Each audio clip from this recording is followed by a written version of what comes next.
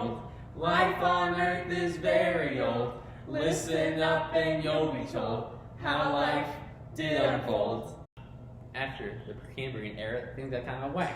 A lot of the prokaryotes did come back. But, something new had arisen. They had developed animalistic division. First up was the Cambrian period with arthropods. There was a myriad. First mollusks, vertebrates, and others were discovered. Bryozoan fossils were also recovered. Next up were Ordovician and 485 MYA. The events down here were crazy, you could say. Out from the sea, off to the coast, land plants began to boast. There were also fungi too, but enough of that. What else is new? Next on the agenda is Silurian. Now this is something that was worrying.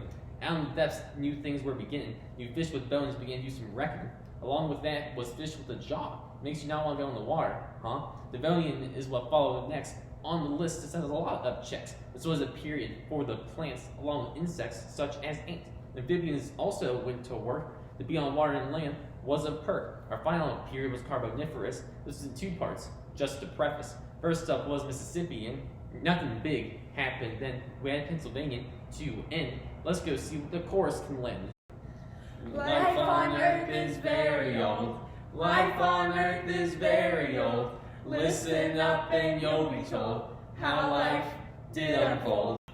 Welcome to the Mesozoic era. Here's where mammals start to form. Not the ones we see today, those had yet to be born. Triassic period, guess who dominates? Yeah, it's dinosaurs of the vertebrates co-ruling with some plants. These seeded friends were special, no longer had to spawn. They took their genes, put them in beans, and boom, now that's one lawn. What comes with seeds? What comes with seeds? There's nectar in these weeds. That's right, now who's gonna help them out? Something like bumblebees? Nectar-drinking insects begin to appear here. It's significant as anything that you might overhear. Jurassic, we all know that part. Oh wait, it's a real thing? Yeah, dinos started growing wings and mammals grew this thing.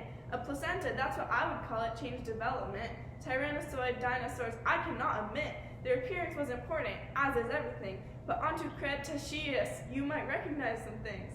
Ants and bees, water lilies, magnolias, their flowers pretty. Flowering plants we begin to see, as well as important organisms like microalgae. Life on Earth is very old. Life on Earth is very old. Listen up and you'll be told how life did unfold.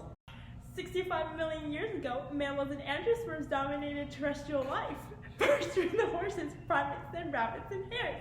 Oceans widened, then whales, sharks were a landmark. We found the first apes before the daisies came, then pollens and common plants, pines, mosses, oaks, and grasses were a lot of biomasses.